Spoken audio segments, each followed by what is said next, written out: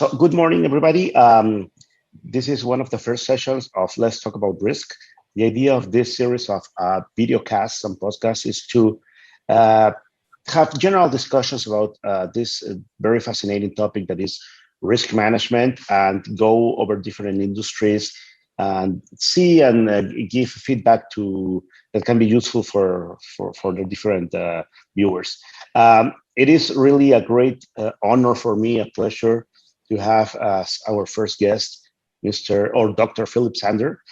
Philip Sander is what I consider a guru in the risk industry. To give you a little bit of background, Mr. Sander, he is civil engineering by the Technical University of Dresden. He also has a PhD of philosophy by University of Innsbruck. And he is, besides being a professor of construction management, currently at the Bundeswehr University of Munich, he is the founder of RiskConsult. RiskConsult is a consulting firm created in 2009, dedicated to risk management. And also, RiskConsult is the developer and creator of a very sophisticated software that we're going to discuss in a few minutes. It's called RIAAT, that is really going beyond risk analysis. So with that, Philip, thank you so much for your time, and welcome to Let's Talk About Risk. Really, thank you for being here. I'm actually excited, and let's start discussion about risk management. Perfect. So let's just start with a very simple, basic concept about risk. What is risk in simple for a new person trying to understand risk? What risk management is? Talking about my industry, it means construction industry. I would say, a risk is when you have really untrained people. In most cases, there's no perception of risk at all sometimes, because we always, as you know by yourself, you stick to the contract. So as soon as you have a contract, there's no risk because every risk is transferred to the contractor. And this is not true, as we know. Correct. So risk is always just around us, and we have to make sure that we can assess the risk and evaluate the risk and, make the right decisions before risk occurs. Of course. And yes, one of the general concepts of risks is that you can either manage, mitigate, transfer, or assume the risk, right? And in that sense, there are different tools, like to transfer the risk. You use insurance, or a good contractual base to transfer the risk to the contractor. But in terms of assuming risk, let's focus a little bit of that. When is a good idea just to say, okay, there's nothing I can do with this risk to de-escalate it. There's nothing I can do of transferring the risk. When to assume the risk? When is a good let's say size of risk that you can say, okay, I'm gonna live with this if it happens? Good question. I think, Alfredo, the key is always that it doesn't matter how big the risk might be, how high the impact might be. The thing is that risk is, you can have very, very severe risk actually that can be transferred, can be mitigated. So if you have accept the risk, means assume the risk, you have to make sure that you monitor the risk all the time. So it might change all the time, and if it changes, make sure you have a new assessment. So it doesn't depend on the size of the risk if you can transfer it or just assume it. And many of the risks we have in our industry, construction industry, means infrastructure projects, can be mitigated, can be transferred or some kind avoided. No. So you have to make sure you monitor them all the time. That's a very interesting point, because in the industry, sometimes you see projects that do a lot of work of identifying risks, but then in the development of the project, the management kind of fade away. So there's no monitoring or actions taken. They're kind of a given, and seems that is perhaps a failure in the industry, right? Exactly. So maybe that's actually the point, Alfredo. And maybe you can, I would say maybe, bring the budget a bit in here in discussion. The thing is, once you start in the early project phase, you have to do the first cost estimate, your first risk assessment, and then you put all together all the elements, and you get some kind of I would say first cost prediction for your project.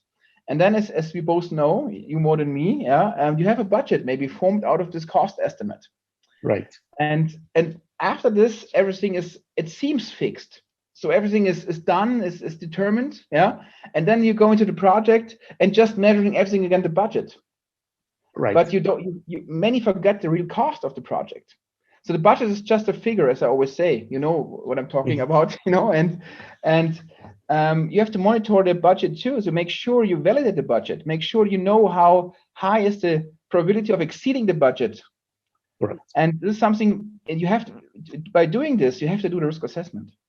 Cyclic and all the time. I'm bringing that's a good point, right? Because risk basically can materialize in time and cost. Sometimes time is given as it's not given the importance, but we all know that at the end in a project, time is money, right? So you have to evaluate and identify that the risks that impact both of those different streams, right? And to give a little bit of guideline to our viewers, where you need to focus is in those risks that in your identification will impact the most out of it, right? If they materialize, will impact your budget more, or the development of the schedule, right? Your critical path, right? That's kind of a good advice that we can give here, right? Focus on the more important ones. Philip, let's talk a little bit about RIAAT. RIAAT is this tool that obviously has been the outcome of research and a development of many years that basically try to give individual value to the different risks that happen in a project. Can you share with us a little bit of the concept of RIAAT, and perhaps going in this very interesting concept, and sometimes that creates a lot of debate of the probabilistic versus deterministic cost. If you can share with us a little bit of that. Sure, Alfredo. Now, RIAAT is actually based on experience in many of those mega projects. So it means that you have always the same problems in those complex projects. So you can't just put everything apart and treat it independently, and then say, okay, we put it together again. You have to to focus on the whole complexity. And what RIAAT tries to do is to take out complexity a bit, reduce it, and also integrate cost and schedule, as you mentioned before. That's a very important part, because as you know, in most management approaches, you have like a kind of estimator and a scheduler, and they're working independent. And of course, the second thing is it's always uncertain. According to myself, I can't predict the weather tomorrow, for example. It's hard, and there's also bandwidth, a range within our prediction.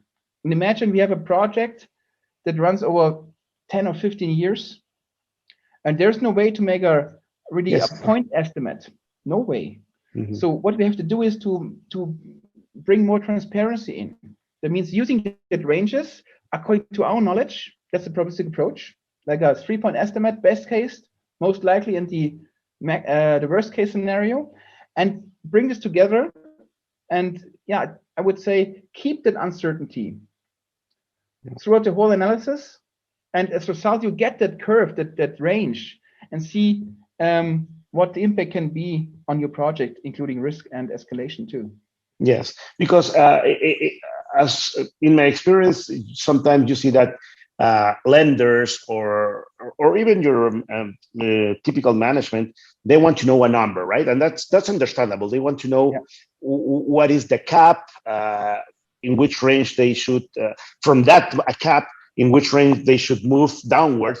But that deterministic model basically gives you a different concept, saying, listen, you have this cap, but there is this very likely probability that your project can go if A, B, or C conditions spark, then you're in this situation, right?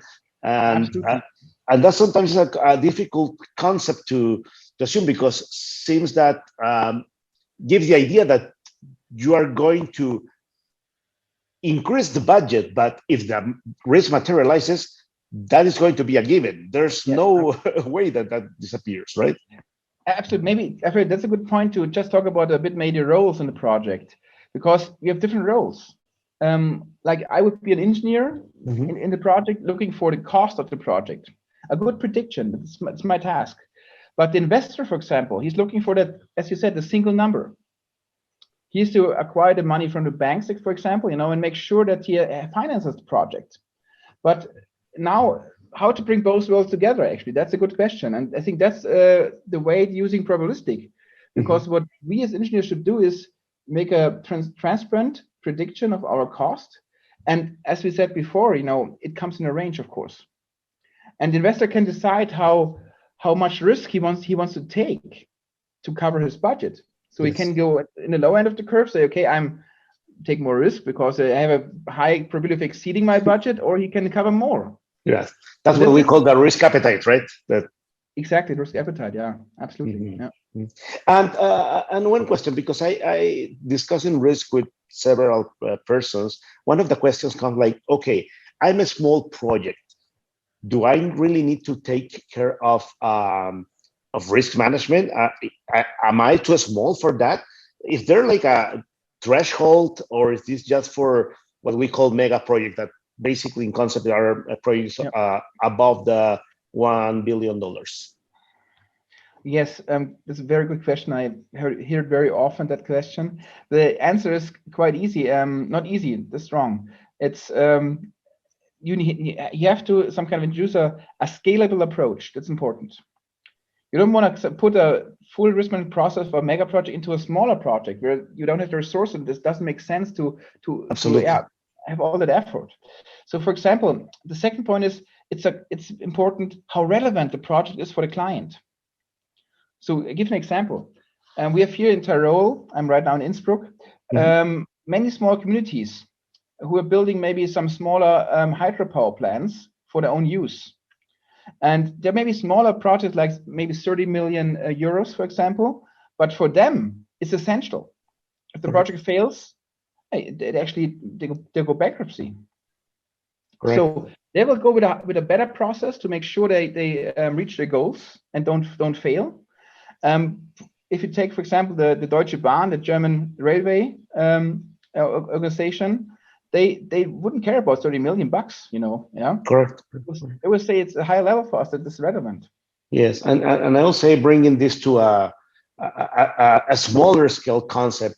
If, let's say, somebody wants to do a small venture with, let's say, $20,000, same happens, right? You need to evaluate your risks. You need to consider what will be the drivers of failure if something materializes, right? So you are ready to make front to the risk, or to put tools in place to de-escalate the risk if it actually materializes, right?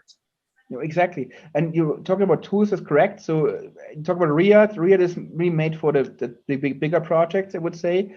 For smaller projects, there's different approaches. Like we did it for the Ministry of Transportation Bavaria, for example, in Munich. They have very smaller, I would say, road projects, and they need an approach which is more easy to handle and goes faster, because they have many projects of the same size, like 5 million euros, which is small for them, and they need some kind of systematic approach which can be done maybe in a few hours. Doesn't take many workshops. Sure. And so you have to always make sure that you, I would say, to develop the processes according to the needs of the organization. Okay, and let's go to our final point of discussion, and we really appreciate your time here.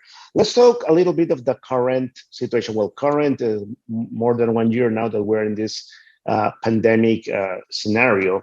Perhaps it's a debatable point.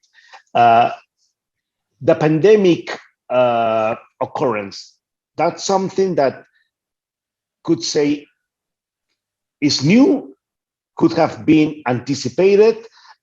Is it a black swan, meaning something that you take outside your evaluation because if it happens, it can change the whole scenario? What is your feeling about that?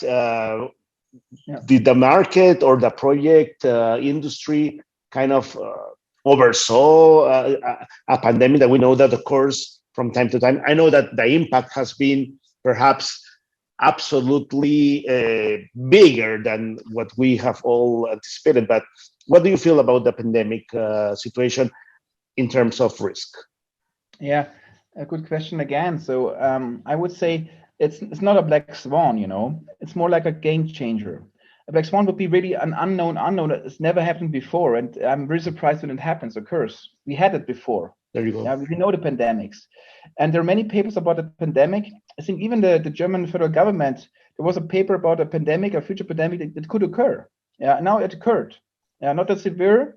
It was written in the paper, but the scenario was known actually. But to your question, back to your question, the thing is when you have a big project, and we have many projects which actually were affected by that pandemic, you won't take this into your risk assessment.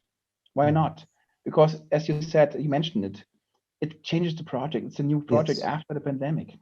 So it's a game changer.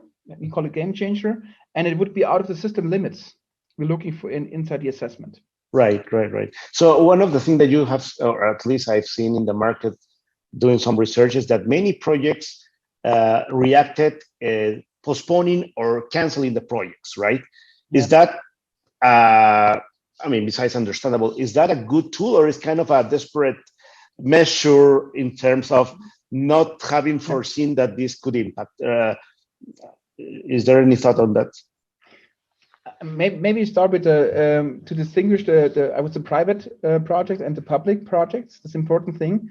As a private investor, of course, I would maybe cancel my project, like in airport construction. You know, if there's no traffic, I might delay it or cancel the whole project. But on the public sector, I would say if a government cancel a project in our current situation, then not the best way to do it, because we have to keep the motor running. Yeah, and as we both know, the drivers are the mega projects because they're actually here to provide infrastructure, also jobs, you know, long-term jobs, you know, and this is something the government, many governments support. Now they're going into this mega projects, they're continuing building them to keep the economy up. I think that's the right way to do it, not to cancel it. Correct. Philip, thank you so much for your time. We really appreciate the participation in the first session of Let's Talk About Risk. It really has been a very insightful discussion. If there is anything else that you would like to share with us, please. And nothing special, but as you know me, Alfredo, I think the main thing is really be aware of the uncertainty and make sure you have a proper risk assessment in your project. Don't ignore it. Don't ignore it. Don't overlook it. I think that's a great lesson. Philip, thank you so much, and you are always welcome to discuss any more in-depth topics here. Thank you so much again. Take care.